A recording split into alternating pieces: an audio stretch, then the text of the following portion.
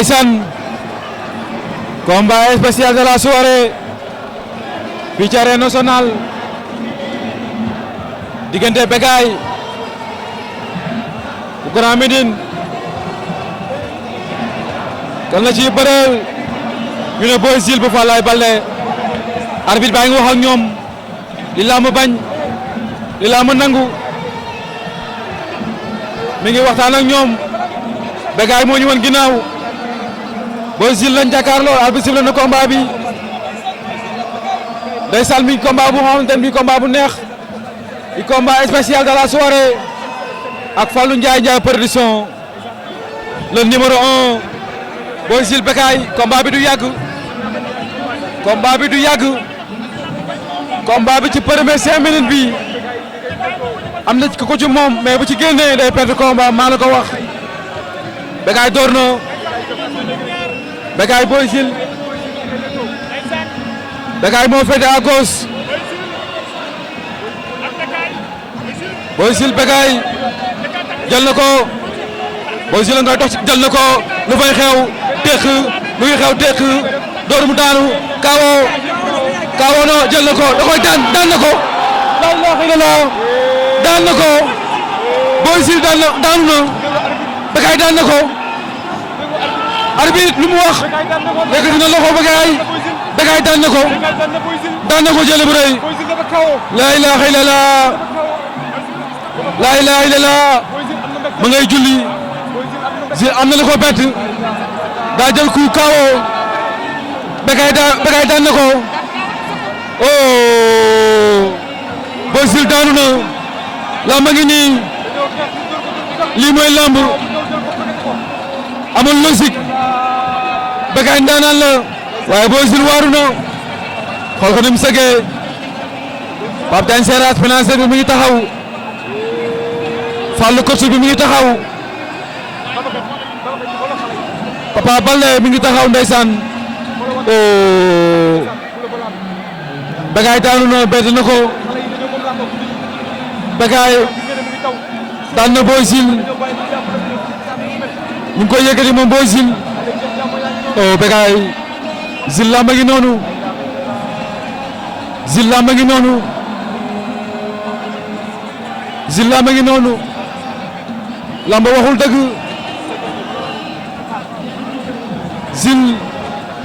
Jules daanu na oh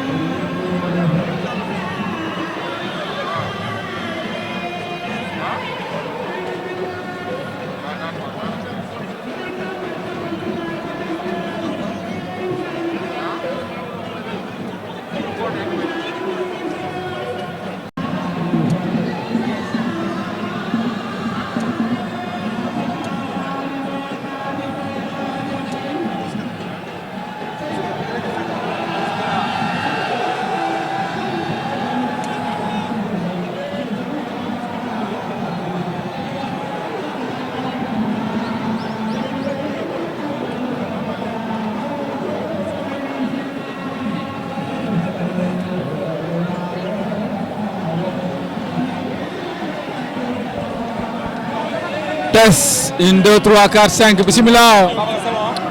mi ngi noonu 7e combat de la soirée Zoss bu Diamaguène moom lañ jàkkaarlool Siteu bu anti moo ñu woon ginnaaw ñi ngi leen too ñoom ñaar kurpañ amagul waaye combat bi day gaaw le Siteu yor na dox na ci kawam jël na ko Siteu pour forcer action jël na ko caxabal muy xew dañ ko yootu caxabal daan la ilaha illallah daan na ko jël bu rëy Siteu bu anti vite fait bien fait jël bi gaaw na rëy na daan na ko jël bu rëy oh xoolal ma Zoss waaru na da koo waaxu lay la